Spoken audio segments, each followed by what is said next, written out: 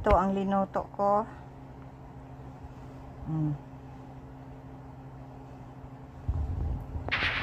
Yan.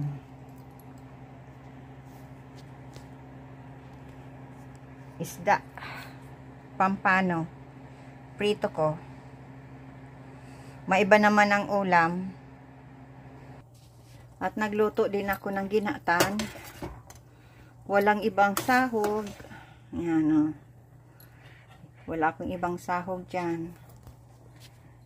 Kamuti lang. Kamuti. Tapos saba. At langka. Hinog na langka. At maluto ako ng sago mamaya. Kasi gamit pa ang mga ang mga burners. Okay, at ito pakita ko pa ang iba kong linuto. Ito, mixed vegetables. Yan ang linuto ko. Yan, para kasi kailangan ng gulay. At ito, karne na may mixed vegetables, na may green pepper, na chop-chop. Yan. Hindi ko alam kung anong klaseng luto yan. Tsamba-tsamba lang. Tapos, ito naman, hindi ko isinama sa yung ulo sa pagprito. Kaya, ito ang linuto ko. Linagyan ko ng bawang sibuyas, gata at malunggay.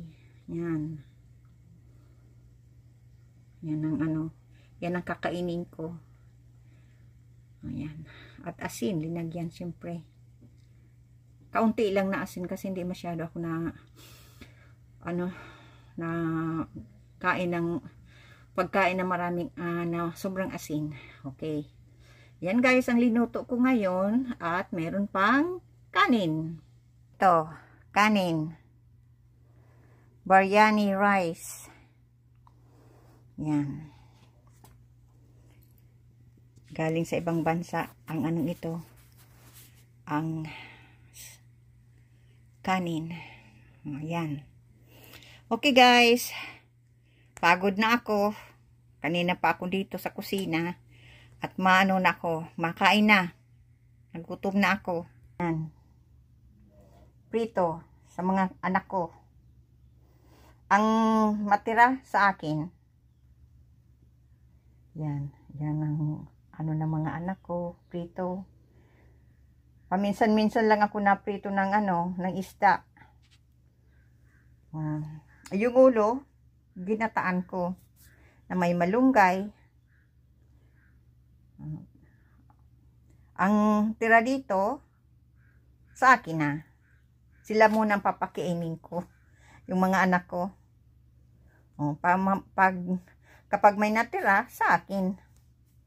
Yan. Ganyan talagang ina. Pinapaunang pakainin ng mga anak.